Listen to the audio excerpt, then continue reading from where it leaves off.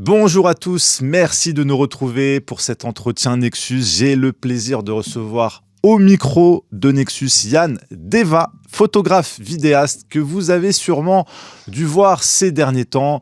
D'abord sur ce fameux live Tocsin, c'était celui qui était sur le terrain pendant la crise DNC avec les abattages obligatoires.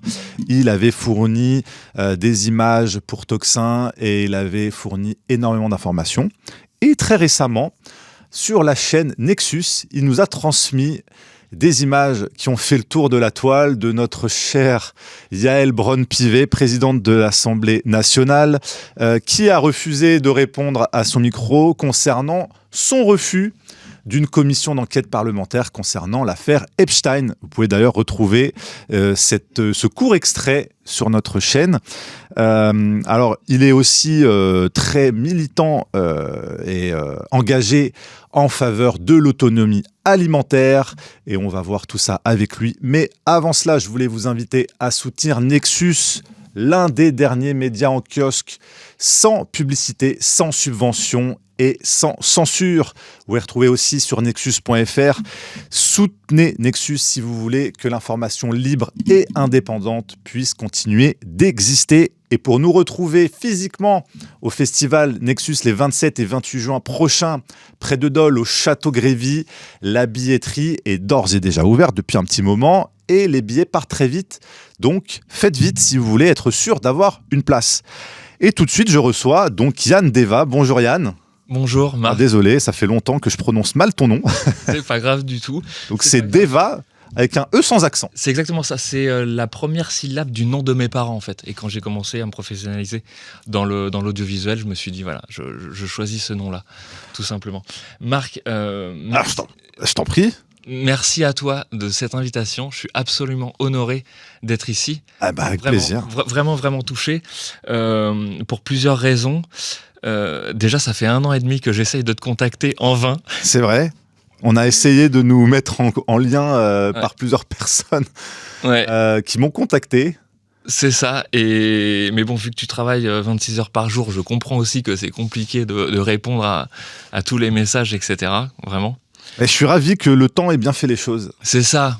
Voilà, on a fini par se trouver et tu fais un boulot incroyable et vraiment il va falloir qu'on explique tout ton parcours parce que tu n'es pas que engagé, citoyen engagé, militant pour l'autonomie et la liberté, entre autres dans l'alimentation, photographe vidéaste évidemment, mais tu partages tes images aussi pour promouvoir aussi l'information libre. Alors, tu as partagé tes images à Tocsin, partagé tes images à Nexus. Tu défends ce journalisme-là avant tout pour l'intérêt général. C'est exactement ça. Et figure-toi que ce virage de paradigme que j'ai eu, c'est grâce à Nexus en fait. En plus. Et c'est pour ça que je suis très honoré et je me répète de cette venue et de cette invitation ici. Ça, je le savais pas. Et 2009 en fait. 2009 et en fait... Avant même que je découvre moi-même Nexus. Et avant toi Marc, avant toi. Et en fait... Comme quoi Nexus a été un basculement pour beaucoup de gens. Ah bah. Ouais, clairement. Et pour preuve, tu vois, là j'ai quelques archives. C'est les vieux, ça. Absolument extraordinaires. Là, je vais en montrer quelques-uns à l'image. Ah, ça c'est les vieux formats, les vieilles couves qu'on aime bien. Et dont les contenus étaient quand même de très très bonne facture. Hein. Et là, tu vois, Nexus... Numéro 71. Je faisais mes petites notes. Tellement que j'ai dévoré tous ces textes incroyables. Et là, je vois Sidney Gottlieb, dirigeant de MK Ultra, qui est absolument d'actualité aujourd'hui. Et je ne pensais pas que 15 ans après, tu vois... On aurait les affaires Epstein avec toutes les sorties sur la MK Ultra, etc. Ouais. Par exemple, et du couple 1439, etc. Ouais. Et là, par exemple, là, on est 5,40 €, numéro 21. Ah, celui-là, je ne l'ai même pas. En noir et blanc. Ouais. En noir et blanc, et il date de quand Juillet-août 2002, celui-là. Tiens, collector. Touche-le, sens-le, il a encore son âme. Il est exceptionnel. Sa place devrait être dans un musée, tu vois, comme dirait Indiana Jones. Ça sent l'histoire. Ça sent l'histoire, c'est exactement ça. Non, ce qui est rigolo d'ailleurs, c'est qu'il y avait de la pub à l'époque à Nexus. Il y avait un peu de pub. Hein. Ah oui. Eh oui, il y avait un peu des petites pubs ciblées, des partenariats, voilà. nos partenaires libraires. Ça va pas durer longtemps. D'ailleurs, l'ancien patron de Nexus m'avait dit, il passait plus de temps à se prendre la tête, à essayer de remplir les pages pub qu'à faire son boulot. Il m'a dit, j'ai arrêté. Et c'est pour ça d'ailleurs que depuis plus de 15 ans, 16 ans, il n'y a plus de pub à Nexus et ça restera ainsi. C'est très bien comme ça, c'est très bien comme ça. Et en fait, cette littérature m'a permis de penser contre moi-même, tu vois. Et à chaque fois que j'ouvrais une page, ça me nourrissait tellement que je me suis vu penser la science alternative, la nourriture alternative, la médecine et la santé alternative, les énergies alternatives. Et j'ai pu comprendre les règles du jeu de l'incarnation qui seraient de relier son corps physique à son corps éthérique et de comprendre pourquoi notre âme s'est incarnée ici et maintenant et de se souvenir de qui on est. C'était Guylaine Lanctot qui disait ça aussi. Et ça m'a fait vraiment beaucoup de bien. Et j'ai pu comprendre aussi ce que c'était l'ésotérisme, c'est la connaissance des choses cachées, contrairement à l'exotérisme, qui est en fait donné sur le 20h de TF1, mais qui ne nourrit pas du tout un humain en réalité. Et aujourd'hui, en fait, on pourrait dire que Nexus serait un manuel ou un livre de complologie, où la complologie serait en réalité la science qui étudie les complots, et nous, à notre humble échelle, serions des complologues, tu vois, pour en finir avec l'anathème de bas étage et d'arrière-garde complotiste. Oui. Et en ça, je remercie vraiment toutes les personnes qui ont fondé, confondé et écrit dans Nexus et qui font aujourd'hui une matière et une légitimité non égalée merci en réalité. Vraiment à toi pour cette reconnaissance-là et le travail de mes prédécesseurs. Et en réalité, pour répondre à ta question, comment je suis tombé dessus, j'avais la vingtaine, je me posais des questions existentielles, petit coup de blues à droite à gauche, bon, la vingtaine normale, mais rien de bien méchant. Et ces questions-là, je me suis dit que un homme de mon village que je croisais quand j'étais minot pouvait potentiellement y répondre. Un homme toujours habillé de la même façon, qui se déplaçait toujours avec son vélo et son chien à côté, un ermite, on pourrait l'appeler comme ça vulgairement parlant. Il avait construit sa maison de ses mains en parpaing avec une charpente traditionnelle en bois. Il était précurseur, il avait des panneaux solaires 40 ans avant tout le monde, et la nature mangeait sa maison d'année en année. Il vivait vraiment très chichement, et je lui ai écrit. Et donc je me dévoile et je lui écris mon piètre CV et je pose cette lettre-là dans sa boîte à lettres et il me répond et j'étais très content et très honoré qu'il me réponde avec une écriture magnifique en plus, c'était vraiment beau. Et il me dit, Yann, c'est avec plaisir que nous pouvons nous rencontrer tel jour, telle heure sur le banc en face de la mairie, petit village en région parisienne. Et on s'est rencontrés, on a posé nos fesses sur ce banc-là, et on s'est relevés 4-5 heures après.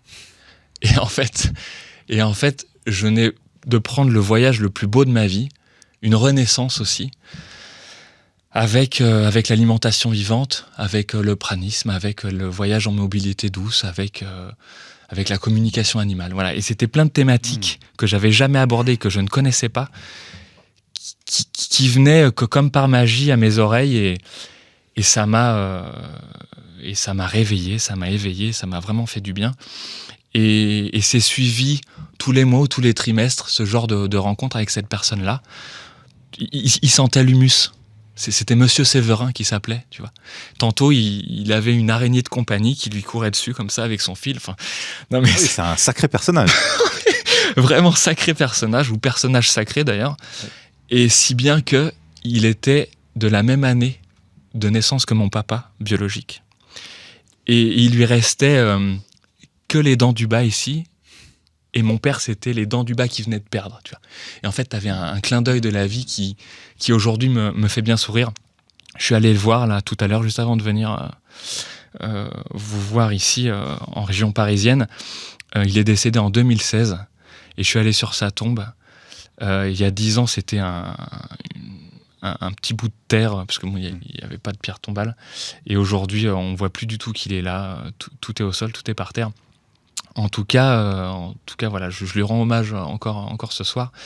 Et c'est lui qui t'a mis le pied à l'étrier de toutes ces... C'est ça, c'est des rencontres aussi sujets, qui font... qui forgent quelqu'un et qui permettent de trouver la voie notre voie, quoi, notre propre chemin. Donc voilà, donc je le salue, je salue aussi mon papa biologique. Et donc voilà, donc c'était vraiment incroyable. Vraiment incroyable. Et donc pour toi, la spiritualité, c'est plus qu'un sujet, qu'une thématique, c'est un cheminement qui t'a accompagné depuis longtemps. Bah, y a une phrase célèbre qui dit le 21e siècle sera spirituel ou ne sera pas. Ou ne le sera pas. Voilà. Et je pense qu'il faut que tout le monde tende vers ce genre de démarche. Parce que la matière, c'est une prison et c'est très très lourd en réalité. Et bon, après, on fait ce qu'on peut, hein, on fait ce qu'on peut avec les outils qu'on a, clairement. Évidemment. Mais après, c'est là où, et pour ma part aussi, hein, un média comme Nexus qui m'a mis dans le bain de l'approche immatérielle des choses et d'essayer de comprendre derrière le monde matériel quel type d'information on peut aller chercher. Et ça reste de l'information aussi. Ça reste aussi un parcours personnel et collectif aussi. Hein. Et on voit aujourd'hui à quel point le monde, l'époque dans laquelle on est, en tout cas en Occident, tend à nous orienter dans certaines énergies, basses énergies, pour nous laisser un peu bloqués dans des schémas. Et Nexus, et merci pour cette reconnaissance, moi, m'a apporté cela aussi, c'est de comprendre un peu comment sortir de ces schémas-là. Et l'information, finalement, n'est qu'un prétexte pour aller explorer un univers totalement invisible à l'œil nu, mais totalement présent. Et que les puissants savent si bien exploiter c'est exactement à leur fin. Ça. C'est exactement ça. Et en fait, donc après cette rencontre absolument incroyable, je me dis que l'information passe par l'audiovisuel, entre autres, et qu'il serait bon que je fasse ce passeur de messages en réalité. Et de fil en aiguille, je rencontre deux amis qui fondent un magazine qui s'appelait à l'époque Le Chou Brave, qui aujourd'hui s'appelle Le Chou.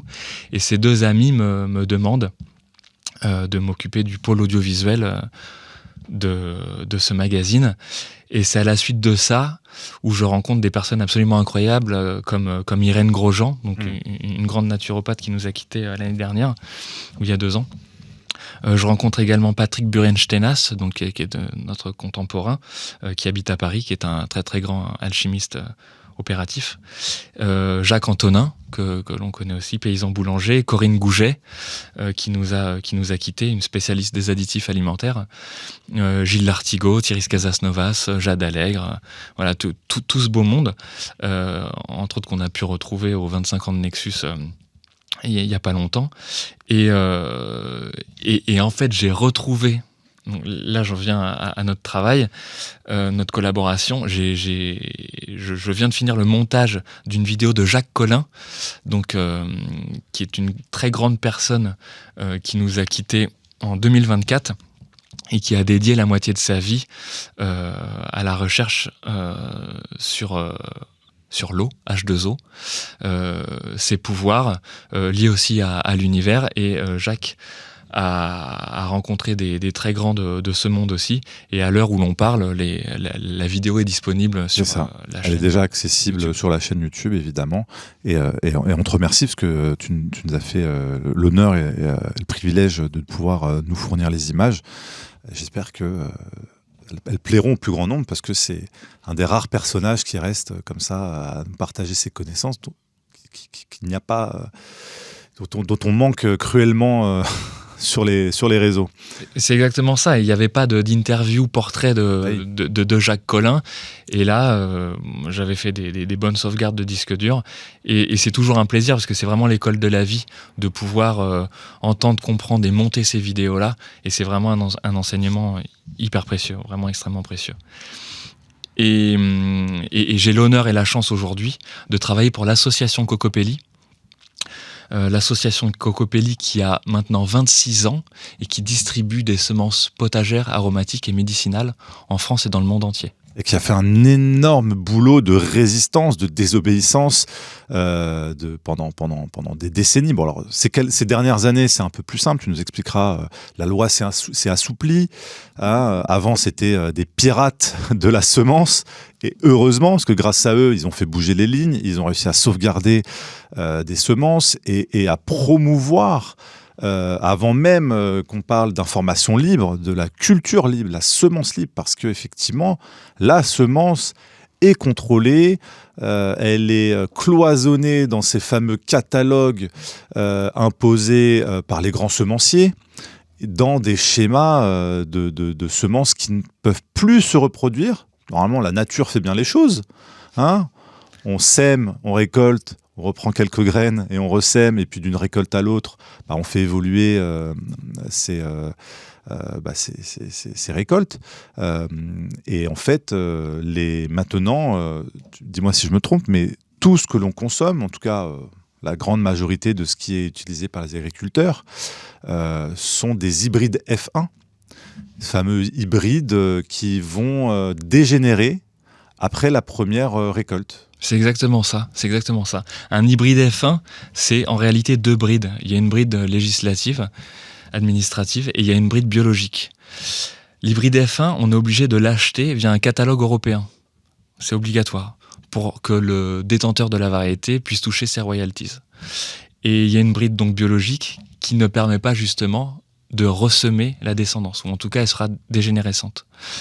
Et donc Cocopelli s'est dit, nous n'allons pas distribuer des semences hybrides F1, nous allons distribuer des semences du domaine public, et on va se positionner en tant que... on va se positionner en désobéissance civile par rapport à ça. Mais alors rapidement, il y a un truc que j'arrive pas à comprendre, c'est que c'est la nature qui a créé les semences. Qui s'est dit qu'il allait mettre un brevet sur une graine pour s'approprier les royalties de sa propre culture, quoi, et de les vendre? En fait, il y a des croisements génétiques en amont pour avoir un hybride F1. D'accord. Et ces croisements font que, in fine, la descendance de l'hybride F1 sera dégénérescente.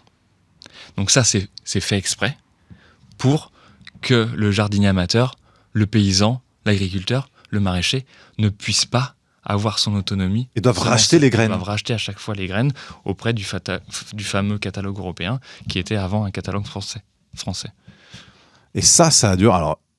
Alors aujourd'hui, c'est Ananda Guillet qui a la tête de Cocopelli. C'était son père qui avait fondé ça en 99 d'ailleurs, même année de création de Nexus. Donc fin 20e siècle, un penseur libre qui s'est dit: je vais désobéir et permettre aux gens d'avoir des graines libres, en fait, librement, et de pouvoir faire ce qu'ils veulent. On peut ressemer la récolte suivante avec les mêmes graines. Ce qui est logique. Ça paraît logique en réalité. Et ouais. Et en fait... Mais à l'époque, c'était illégal. À l'époque, c'était illégal. Entre 1941 et 2020, c'était illégal. Donc le modèle économique de Cocopelli s'est basé sur la vente de semences.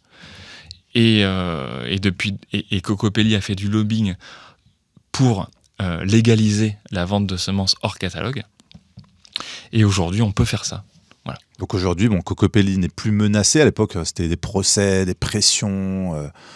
Ils ont dû affronter pas mal d'obstacles. Il y a 2 entités qui ont été créées avant Cocopelli, qui étaient le Jardin botanique de la Motte, puis Terre de Semences. Et ces 2 structures-là se sont fait écrabouiller par les instances publiques. Voilà. Elles n'ont pas tenu.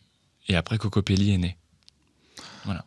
Et c'est devenu maintenant une institution mondiale, reconnue. Hein, c'est vraiment Cocopelli jouit d'une aura, une reconnaissance internationale en termes de résistance et de qualité de graines, de semences en tout cas. On est au pied des Pyrénées, en Ariège. Il y a 30 personnes qui travaillent à temps plein pour Cocopelli. Pendant les mois de janvier à février, il y a 20 personnes, janvier à mars, il y a 20 personnes de plus pour s'occuper des commandes, parce que là, on est en pleine période de semis. D'accord. En ce moment, on propose plus de 1900 variétés dans notre catalogue. Ouais, c'est énorme. 400 variétés de tomates, 100 variétés de laitue, 40 de piments, poivrons. C'est la plus grande banque de semences biologiques en Europe. Ouais. C'est un travail incroyable. Et oui, effectivement, il y a un pôle gestion de stock, il y a un pôle test germinatif, etc.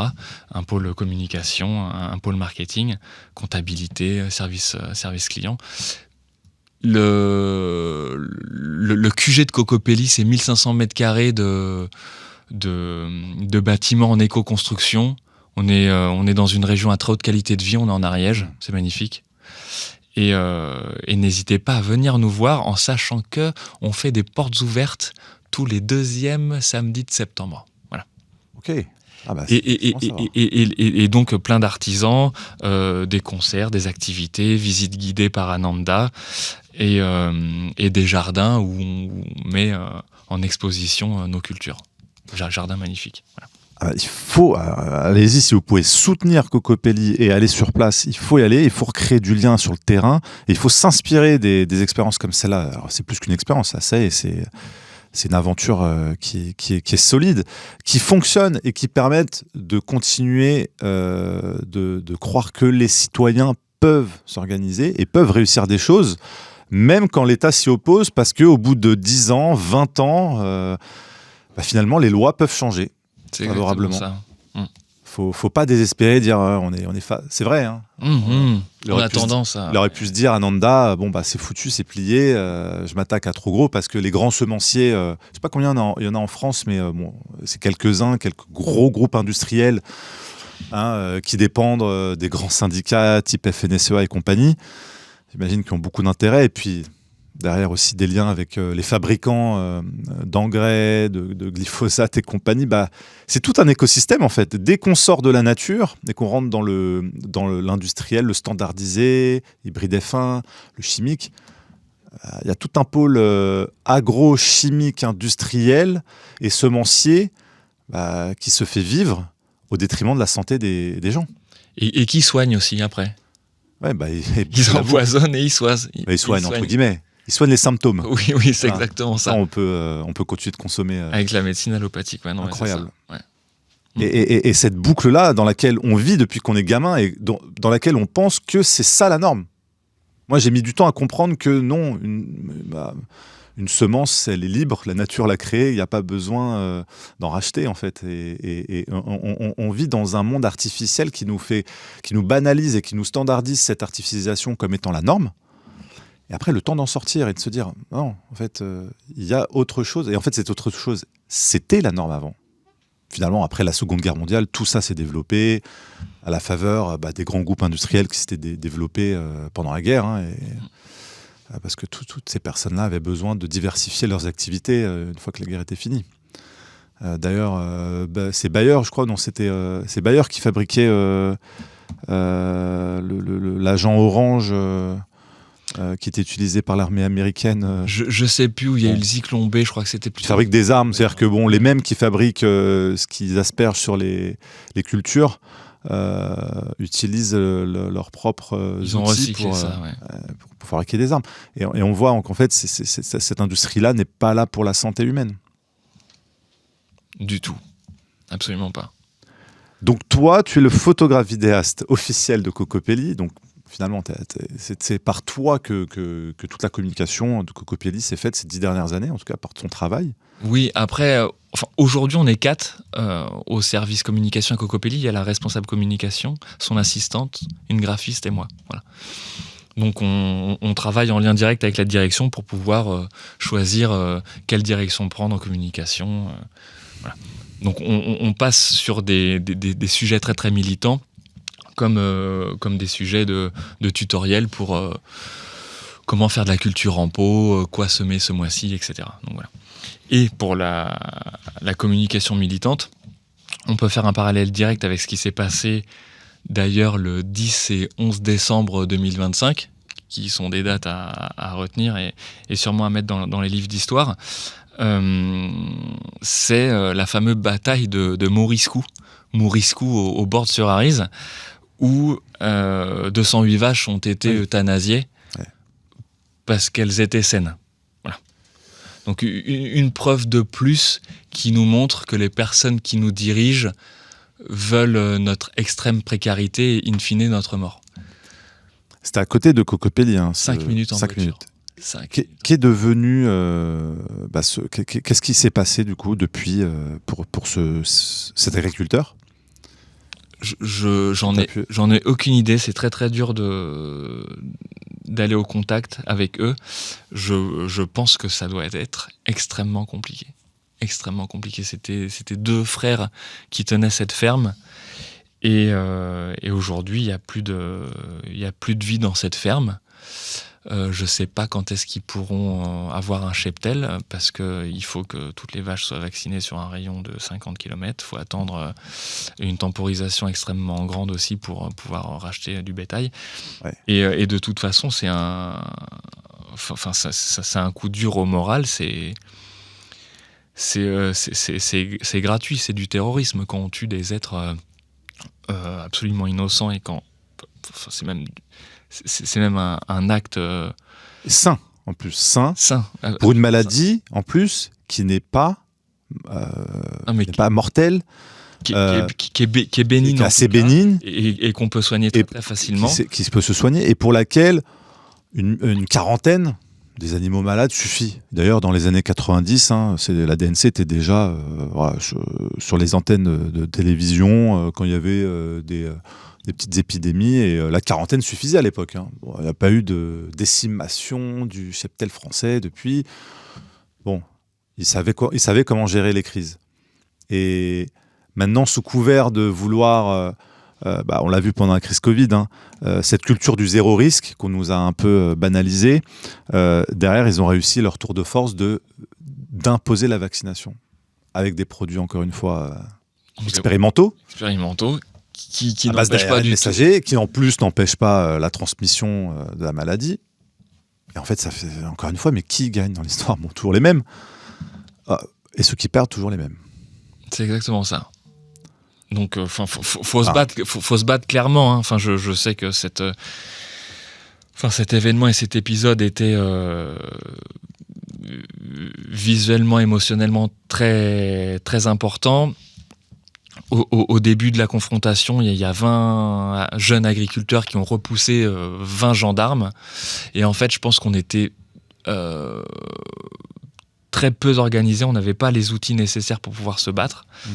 Il y avait 10 personnes sur 500, 700 qui étaient au front, qui avaient un masque à gaz. Juste avec un petit bouclier de fortune en plexiglas ou en tôle, c'est totalement possible d'être 200 contre 200. Je pense que les gendarmes reculent, clairement. Parce qu'eux aussi, ils flippent. Et eux aussi, en tout cas une partie, n'ont pas envie de se battre pour ce genre de cause. Et d'ailleurs, ce qui s'est passé, tu disais tout à l'heure que quand j'ai filmé pour Toxin, il y en a qui ont montré qu'ils ne voulaient pas se battre. Et c'est pour ça que Pierre-Guillaume Mercadal, à un moment donné, il enlace un gendarme. Et l'État français a mis en face de nous des moyens démesurés pour tuer ces vaches. Il y avait 70 pompiers qui attendaient en bas pour savoir...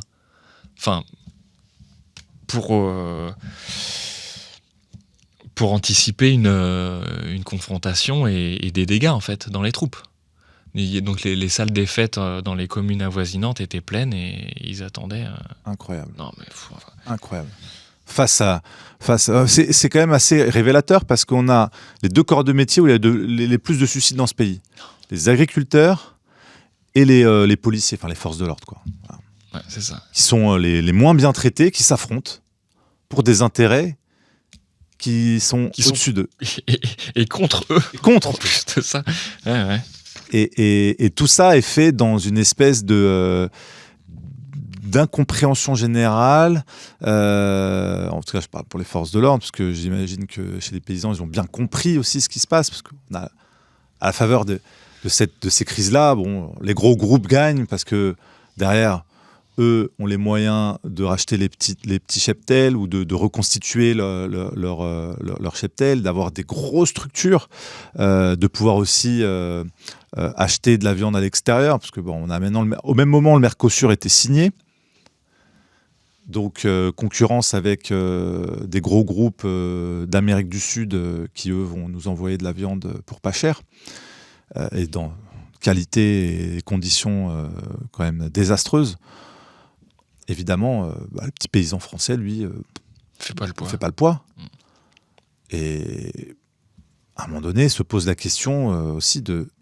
et c'est là où l'image que tu avais saisie de Pierre-Guillaume Mercadal, de ce policier, quel est le niveau d'engagement et de complicité des forces de l'ordre et de volonté d'aller jusqu'au bout de l'obéissance.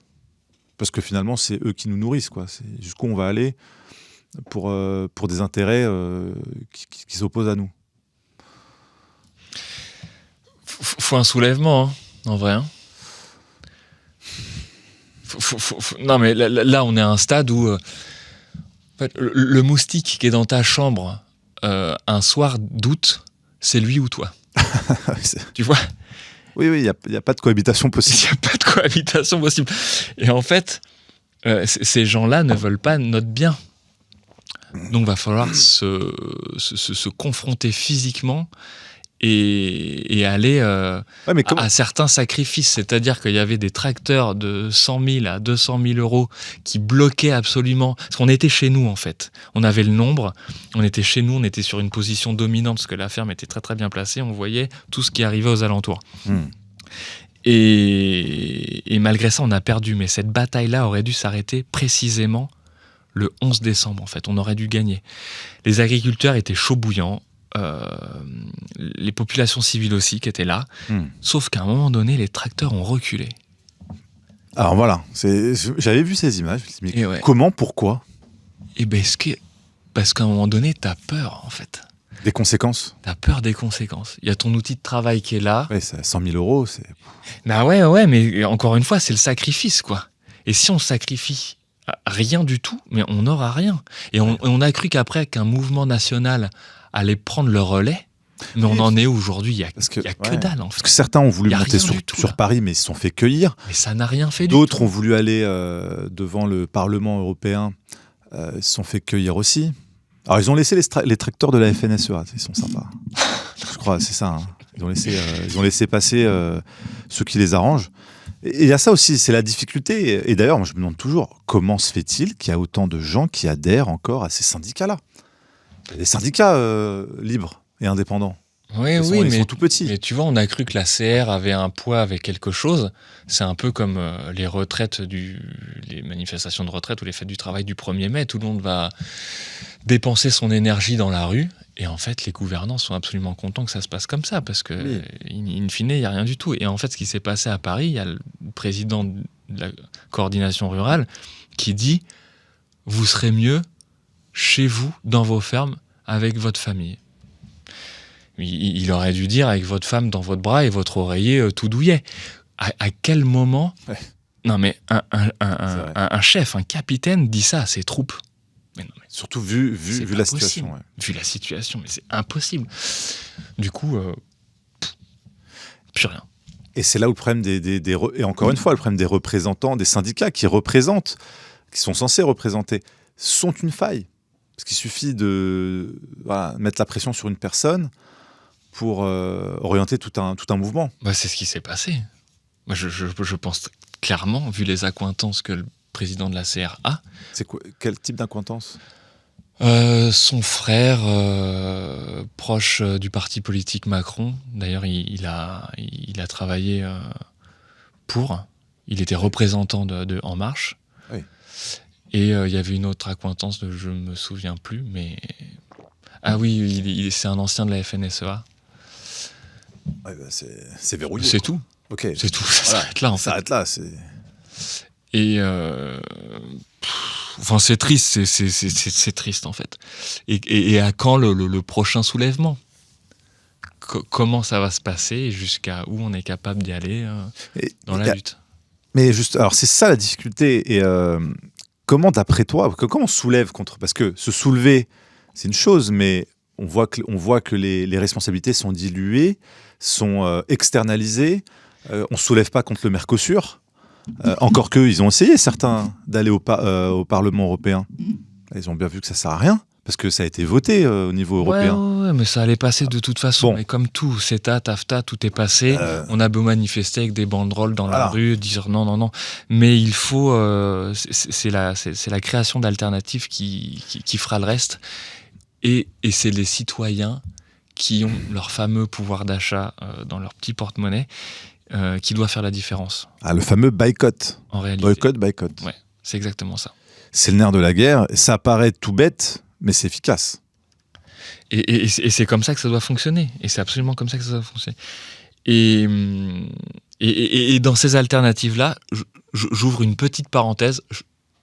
On en parle rarement, malheureusement. Dans ces alternatives et l'autonomie énergétique, on a lancé en 2019 Roule-Ma-Frite, donc en Ariège, où on habite.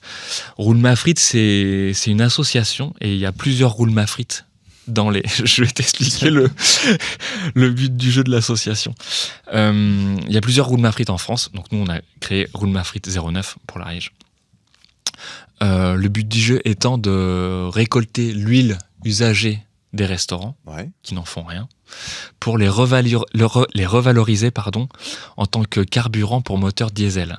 Parce qu'en fait, Rudolf Diesel a créé le moteur éponyme pour que les agriculteurs aient une quantité quasi infinie d'énergie pour leurs tracteurs.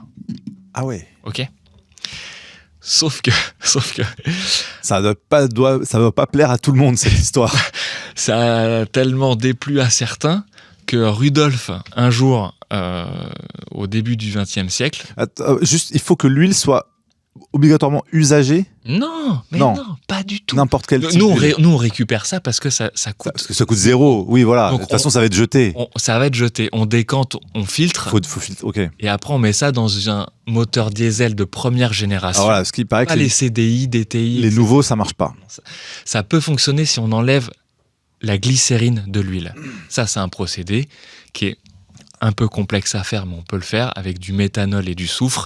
Ça permet de séparer la glycérine. Parce que la glycérine, c'est elle qui fige à basse température et c'est elle qui va colmater les durites, les injecteurs, etc. Voilà. Et je me suis amusé un jour à faire un calcul. Pour 20 000 km de fait en une année, il suffit d'1 hectare de colza ou de tournesol pour récupérer l'huile et avoir son propre carburant. Tu vois, voilà. Et en fait, donc on disait que ça a tellement déplu à certaines personnes qu'au début du XXe siècle, Rudolf a pris un bateau en mer du Nord et Rudolf est tombé à l'eau.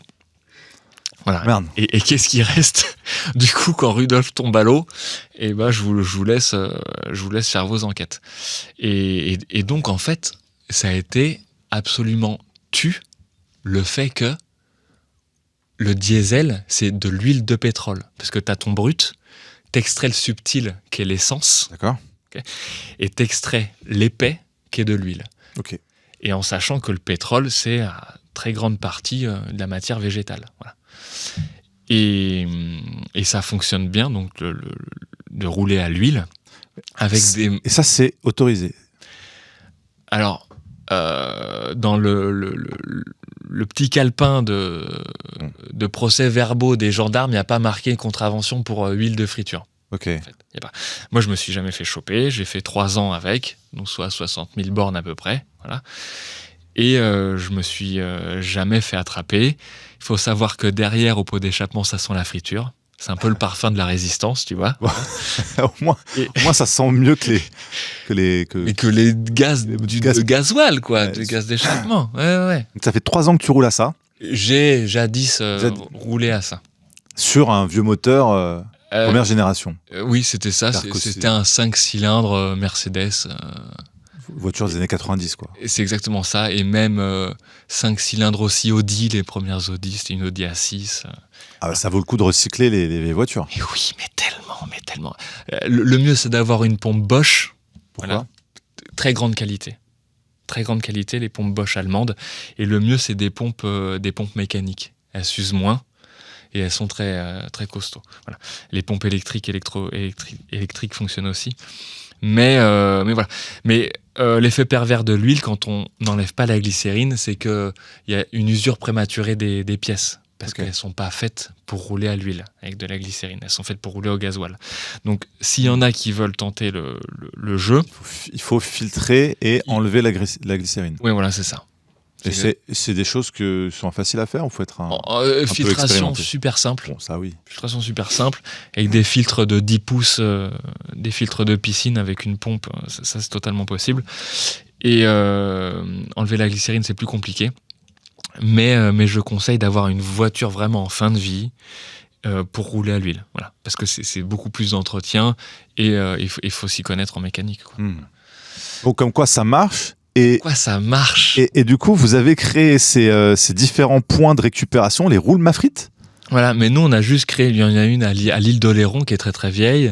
Il y en avait une dans les Bouches-du-Rhône à un moment donné. Il y en avait une à Nantes, je crois aussi. Nous, on a fait en Ariège. Mais ce qui se passe, c'est qu'il y a une très très grosse structure belge qui fait des récoltes partout en France et qui achète l'huile au restaurant 80 centimes le litre pour la vendre par la suite à Veolia et à Total, qui, eux, revalorisent tout, ils nettoient tout, ils enlèvent la glycérine, etc. Et ils mettent ça. D'ailleurs, il y a 7% d'huile végétale dans le gasoil. Sur la pompe, sur le pistolet, il y a marqué B7. Ouais. B7, c'est 7% d'huile végétale, donc qui a été revalorisée. Et d'accord, donc ils ont fait un process industriel un peu autour de ça. Ils achètent, donc forcément, tout le monde préfère le vendre que de le donner. Bah oui. Et eux, ils le redonnent à Veolia. Ils revendent. Ils le revendent à Veolia. Ouais. Qui ensuite le revalorise et le remet dans le circuit. Pétrole traditionnel, ou par exemple la plus grande chaîne de fast-food en France se targue de rouler avec leurs propres huiles. Et vraiment, ils floquent ça sur leur camion, on roule avec nos huiles de friture, ok, etc. Donc vous avez moins d'huile à dispo là. Ah oui, tellement. C'est pour ça que je roule plus. Et donc à l'époque, vous alliez récupérer... sur un rayon de 20-25 bornes. Au pied des cuisines. Ouais, c'est ça. Ouais. Et puis eux, ça les arrangeait, quoi. Bah oui. Tout le monde était gagnant. Mais tout le monde était gagnant. Mais maintenant, ça coûte 80 centimes et nous, on n'a pas le modèle économique, vu qu'on est ridicule, on est tout petit, pour faire tout ça, quoi. Voilà. Ok. Donc, voilà, c'est une des alternatives. Mais comme quoi, quand les citoyens se bougent, il y a des choses possibles. Possibles, ouais. Carrément. Écoute, je connaissais pas cette initiative. Voilà. Bravo. Roule Mafrit, c'est bien trouvé. Roule Mafrit, moi, c'est pas nous qui l'avons trouvé, on s'est juste agrégé à ce qui existait déjà. Et voilà. Et autre alternative dont j'ai envie de te parler aussi aujourd'hui, c'est les récupérants.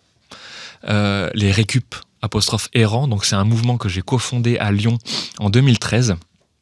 Un mouvement de désobéissance civile. Et le but du jeu, c'est de plonger la nuit dans les poubelles des supermarchés, de récupérer tout ce qui est comestible et de redistribuer à tout un chacun sur une place très passante le lendemain pour montrer l'envers du décor de la grande distribution et pour montrer en fait au consommateur que c'est sa thune qu'il a en face de lui, parce que c'est lui qui finance ça quand on rentre dans son supermarché préféré.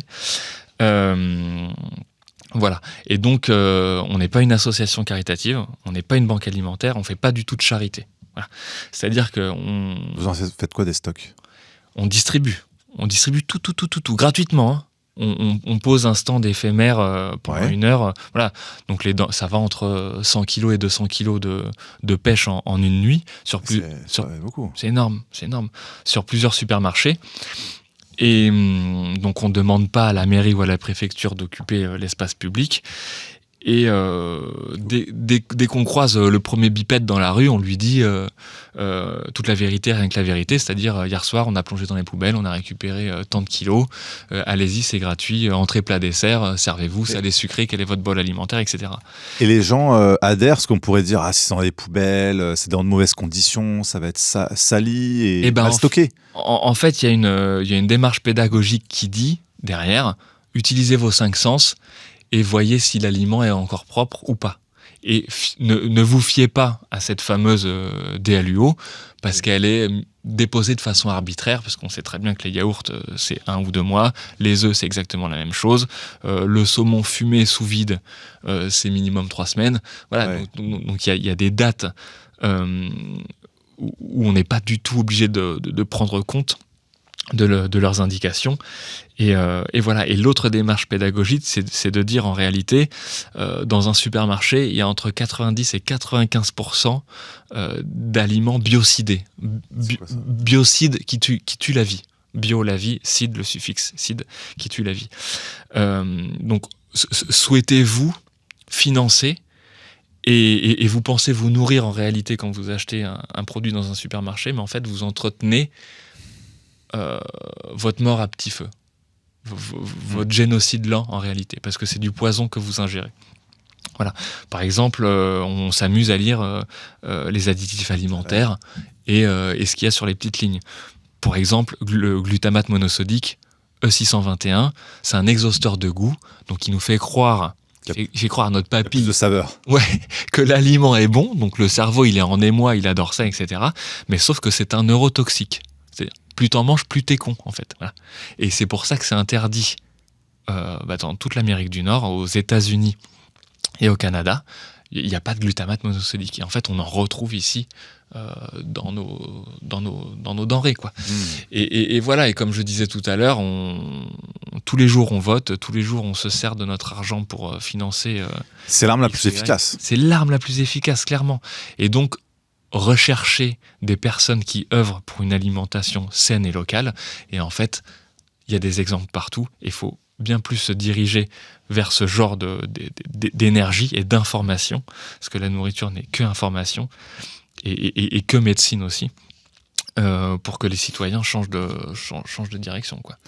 Et c'est le nerf de la guerre, parce que beaucoup de gens ont peur de l'avenir parce qu'ils ont peur de manquer de quoi se nourrir, alors qu'on a cette abondance de nourriture qui est détruite, qui est mise à la poubelle. Je crois que c'est 20-30% de ce qui est produit. 40% en France, Marc. Finit à la poubelle. Dans le monde. 40% dans le monde. On est 8 milliards, on est capable de... C'est-à-dire qu'il y a 40% qui est produit et qui va faire production, stockage, poubelle. Les pertes commencent dans les champs, elles continuent dans les transports, usines de transformation, grande distribution et assiettes et poubelles du consommateur. Voilà. Ça aussi, oui. 40%, c'est stratosphérique, en fait. Et dans les poubelles, tu retrouves tout. C'est-à-dire que tout ce que tu vois dans un rayon de supermarché peut finir un jour dans une poubelle. Dans le même état. Dans le même état. Des bouteilles de vin. Ouais. Le record 140 litres de bière, du caviar, 3500 € le kilo. Caviar. Tout. Ouais. Des produits ménagers, enfin, c'est un crime, hein, c'est un crime. Et les employés de supermarché jettent l'équivalent de 3 fois leur salaire dans les poubelles chaque jour. Ils ont l'interdiction, là il y a une petite loi qui pointe le bout de son nez, une interdiction qui est, une autorisation pour que les employés puissent enfin se servir, parce que c'était interdit. Ah oui, c'est la moindre des choses quand même, qu'au moins... Ah mais non. Ils n'avaient pas le droit de prendre eux-mêmes. Non, pas du tout. Va savoir la logique qu'il y a derrière. La super logique qu'il y a derrière. Ouais. Non, mais absolument incroyable. Oui, donc heureusement qu'il y a des... C'est vrai qu'il y a pas mal d'associations qui essayent de récupérer des choses comme ça. Et d'ailleurs, il y a aussi il y a une application que j'ai découvert récemment qui s'appelle Too Good To Go. Oui, alors ça, c'est pas du tout notre paradigme et notre façon de faire. Pourquoi ? Parce que ça, c'est une idée de col blanc. C'est une start-up qui s'est lancée pour déplacer le problème d'un point A à un point B. Et nous, en fait, on veut vraiment voir ce qui se passe en amont, c'est-à-dire le modèle d'agro-industrie, en fait. Oui. Voilà. Oui. En fait, ça sert à rien de donner des miettes aux pauvres, des miettes toxiques qui plus est. On est d'accord. En fait, Too Go, c'est bien. Ça règle pas le problème. Leur cerveau fonctionne très très bien, mais pas dans le bon sens en réalité. Voilà. C'est sûr que, évidemment, et en plus, ce qui est paradoxal, c'est qu'en plus, on pense que les gens vont dans ces supermarchés, ces grandes surfaces, parce que c'est moins cher, alors qu'en fait, ça coûte très cher. Mais on paye 3-4 fois le produit, parce qu'en fait, on paye la PAC, déjà. Le citoyen paye la PAC, c'est la PAC qui paye les denrées d'OB. Et il y a des systèmes de marge arrière que la distribution fait aux producteurs qui est absolument indécent. Et en fait, on n'y gagne rien du tout. On le paye 3-4 fois le produit déjà. Donc, il ne faut pas penser que la denrée, et même dans les magasins de hard discount, que la denrée est pas chère. Elle est en fait extrêmement chère. Ça nous coûte très cher. Tant sur le plan financier que de la santé. Que sanitaire, ouais. En réalité. Ouais, parce qu'après, passer l'autre moitié de sa vie à se soigner parce qu'on a été intoxiqué. Ouais. Ah oui. D'ailleurs, beaucoup d'articles maintenant qui sortent sans se poser la question de fond, mais explosion des cancers chez les jeunes, explosion des méningomes, des glioblastomes, explosion de toutes ces maladies. Personne ne se pose la question de « Ah bon, il se passe quoi depuis 40-50 ans, à part la malbouffe, les polluants, les additifs ?» Que ça. Absolument que ça. Et là, ce qui va se passer, nous allons faire un documentaire donc, avec notre prisme de lecture sur le gaspillage alimentaire et sur notre méthode de désobéissance civile. Donc ça va être ce printemps-été tournage-montage. Au mois de septembre, ça va être un financement participatif. Et au mois de décembre, ça va être une tournée ciné-débat dans toute la France avec un tour de France des poubelles. Donc la nuit, on va inviter tout le monde avec nous à plonger dans les poubelles et à refaire une distribution le lendemain. Et on avait fait ça en 2014 déjà, pendant 2 mois, et on avait récupéré sur 28 jours, en tout et pour tout, 6 tonnes de denrées, soit 200 kilos par soir. Donc la loi anti-gaspi, il y a une loi anti-gaspi en 2016 qui a réduit le gaspillage alimentaire de 10% en 10 ans. Donc là, on a 90 ans à attendre pour avoir l'objectif de 100%. Autant dire que cette loi est très très difficilement applicable. Et pour en revenir à l'actualité en réalité... C'est pour ça que tu t'es retrouvé à l'Assemblée nationale. C'était au sein de l'Assemblée. Hein, oui, c'était dans un hôtel, je sais plus le nom, très cossu avec des moulures et des dorures un peu. C'était beau. C'était magnifique. Sur cette journée anti-gaspi avec Yael Braun-Pivet. Et en fait, je suis invité parce que j'ai suivi les comités de pilotage concernant cette loi depuis 2016 et je reçois un mail il y a quelques semaines pour fêter les 10 ans. Et je me dis qu'il serait bon d'y aller pour faire des rushs et interviewer la personne qui a créé la loi, à savoir Guillaume Garot. Et après, je vois que la personne qui va introduire cet événement-là est la présidente de l'Assemblée nationale. Voilà. Je tombe sur un article de presse mainstream la veille qui dit que Yael Braun-Pivet s'oppose à une commission d'enquête parlementaire concernant l'affaire Epstein en France. Et là, alignement des étoiles, je me dis, elle est là, elle est à 5 mètres de moi. Qu'est-ce qu'on fait? Et je regarde autour de moi, je sais pas, personne va faire quoi que ce soit en réalité. Et je me suis dit, j'y vais. J'y vais, j'ai fait... et je me suis dit, il faut oser, même si cette femme était chez elle, en réalité. Elle gère 550 députés dans l'hémicycle. Enfin, moi, je suis rien à côté d'elle, en réalité. À domicile, toi, tu viens un peu en... Oui, challenger, trouble fête. Ouais. Et tu poses la question qui fâche. La question qui fâche.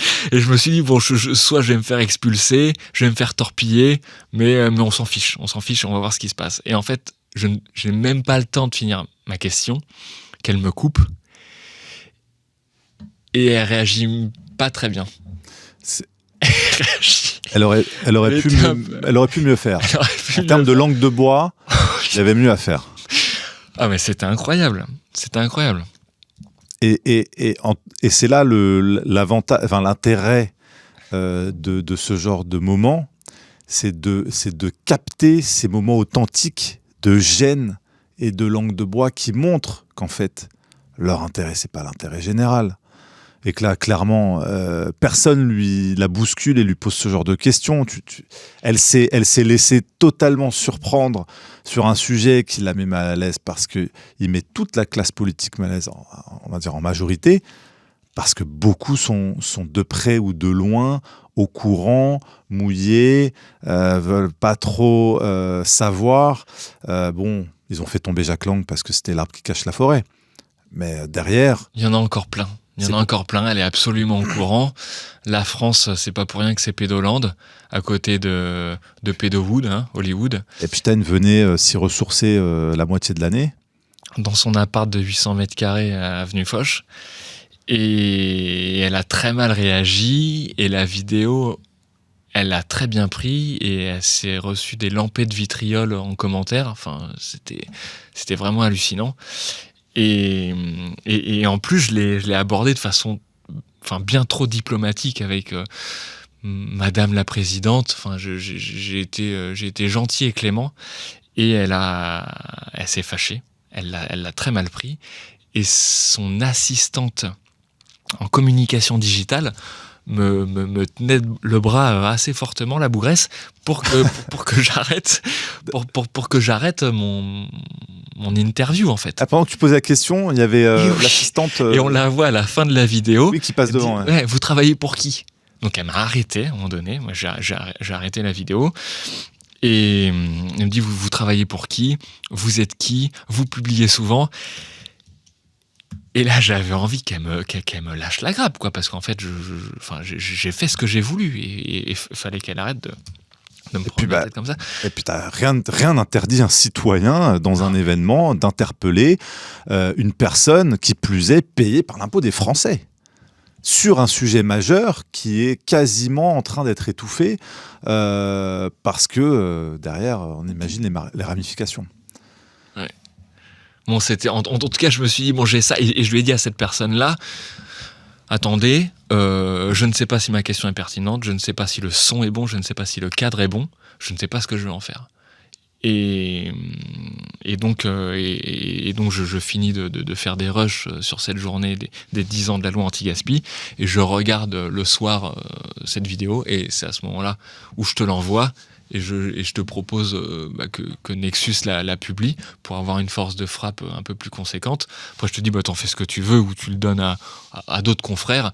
Et tu m'as dit, non, mais c'est très bien, on va faire le taf. Et au final, je sais pas, elle s'est vue au moins 1 500 000 fois. Aucune idée, parce qu'après, d'autres l'ont repris sur leur plateforme. Donc, en cumulé, je peux pas savoir. Nous, sur notre plateforme à nous, elle n'a pas été beaucoup vue. Non, elle a fait 50K, je crois, voilà. Mais John DeLorean a fait 900 000. Ah oui, j'ai même pas vu, d'accord. Bon. Ouais. 900 000, et puis après, il y a d'autres comptes très très gros qui ont fait 200 000, 100 000, etc. Quoi.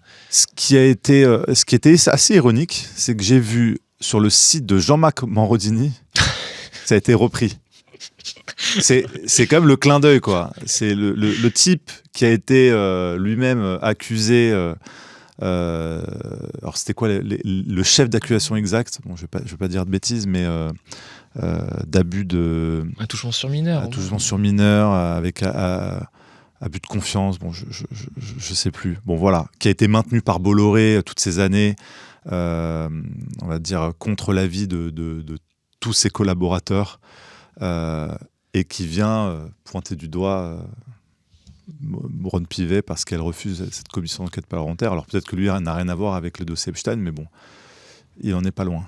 Ouais, clairement. Alors, en tout cas, pour dire que cette vidéo vraiment a fait le tour de la toile et montre aussi qu'il y a tellement peu de gens qui font du terrain et qui osent tendre un micro dans ces petits cénacles parisiens, ces petits écosystèmes politiques dans lesquels eux gravitent en permanence et sont dans un entre-soi qui les protège de citoyens, de journalistes comme toi qui viennent les bousculer sur des sujets qui fâchent, qu'une fois qu'on sort 30 secondes d'image, les gens, entre guillemets... Ça éclabousse, quoi. Ça éclabousse parce qu'on n'a pas l'habitude de les voir se faire interpeller comme ça.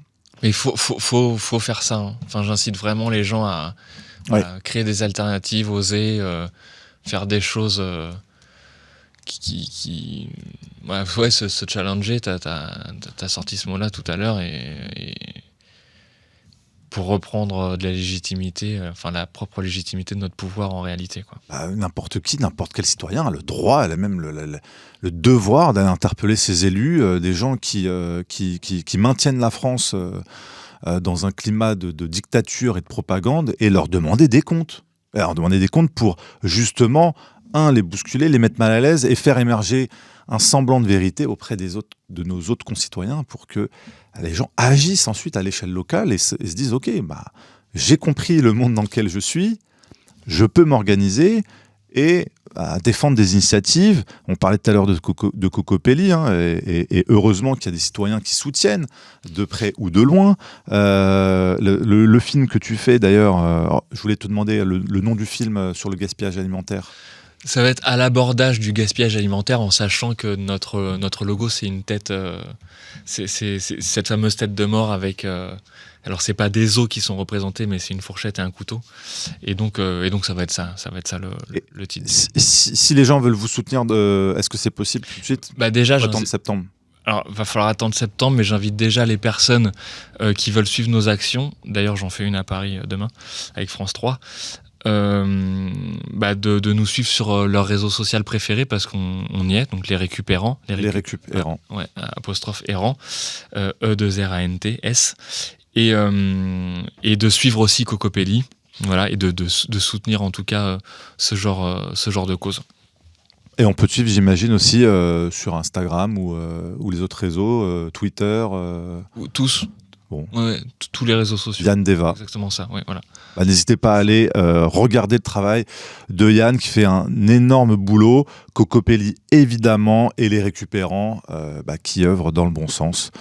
Est-ce que tu veux rajouter quelque chose, Yann ? Et en fait, ce qui s'est passé pour ces 10 ans de la loi anti-gaspi, c'était sous la bannière de l'agenda 2030 de l'ONU. Je ne sais pas si tu en as entendu parler. Ah oui. Et en fait, l'ONU a pondu un agenda pour ces 4 prochaines années qui arrivent là. Il y a 17 objectifs du développement durable. On appelle ça les ODD. Et quand on entend développement durable, faut bien penser à l'inverse de ce qu'ils disent. Donc, ce serait plutôt l'asservissement des populations à perpétuité. Et dans ces 17 objectifs, je vais en citer que 3. Il y a par exemple la santé pour tout le monde. Voilà. Et quand inverse ça, faut plutôt penser picouse au graphène pour tous. Il y a aussi l'éducation pour tous. Ce serait propagande pour tout le monde. Voilà, et interdiction d'exercer l'école à la maison. Ouais. Encore une autre, égalité des sexes voudrait dire en réalité transgenrisme, transsexualisme, transhumanisme. Comme norme. Comme norme, et destruction de la famille nucléaire. Voilà. Et en fait, là, ce qu'ils veulent faire pour le gaspillage alimentaire avec cet agenda-là, c'est par exemple ne plus mettre de DDM. La DDM, c'est la date de durabilité minimale qui était avant la DLUO. Par exemple, sur du sel, le sel rose millénaire de l'Himalaya, tu vois. Ouais. Ce serait leurs grandes avancées, leur grande épopée.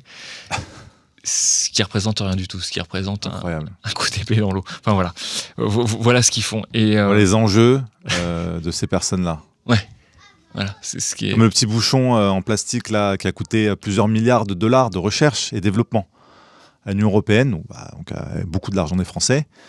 Alors c'est très bien, ça fait moins de bouchons dans la nature. Il y a peut-être mieux à faire. Ouais, il y a peut-être mieux à faire. Argent. Ouais, c'est ça. Et concernant les sujets liés à la pédocriminalité, j'ai eu la chance aussi de travailler pendant 6 mois avec Pierre Barnerias sur sa dernière série qui s'appelle C'est notre petit secret. Si les gens veulent retrouver le travail de Pierre sur citizen-v.com. Sujet très très sensible, donc ça va de l'inceste jusqu'au rite sacrificiel de messe noire.